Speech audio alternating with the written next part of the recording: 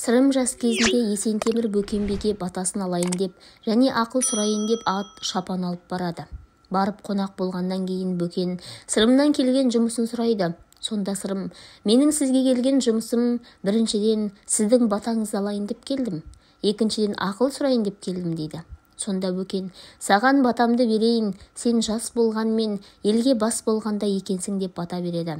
Арқан қара нардай жауыр болсын, мінезің қара жердей ауыр болсын, өкпең жоқ бауыр болсын, құлағыңнан сыбыр кетпесін, жасың 60-қа жетпесін дейді. Батасын бергеннен кейін: мен не десем де бәрінің де мағынасы бар, қалай түсіндің, өзіме айтып бер дейді Бөкен қарт.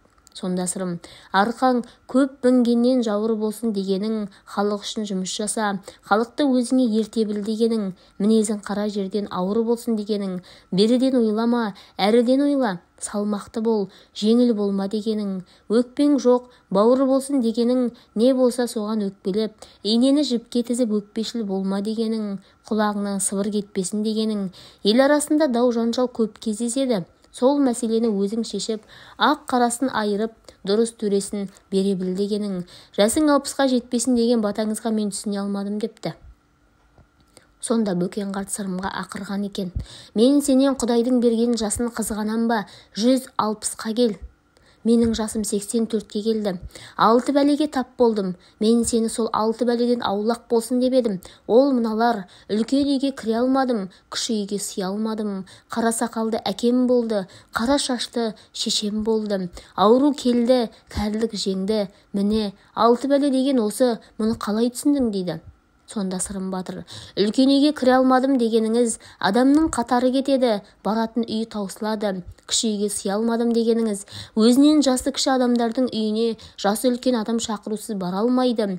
Қара сақалды әкем дегеніңіз, өзіңнен туған кей бала есейген соң әкенің тілін алмайды, әкені дұрыс баға бермейді.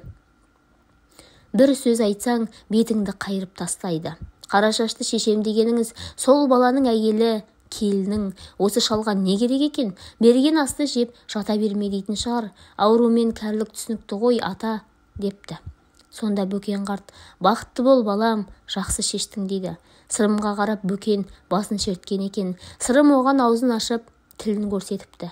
Сырымның қасындағы жолдастары: Бөкен саған неге басын шертті? Оған сен аузыңды ашып, тіліңді шығардың. Ол не сөз дейді. Сонда Сырым: ол кісі маған басын шерткені, басқа пәле қайдан келеді деген жұмбақ еді. Менің оған тілімді көрсеткенім, басқа пәле қызыл тілден келеді дегенім депті.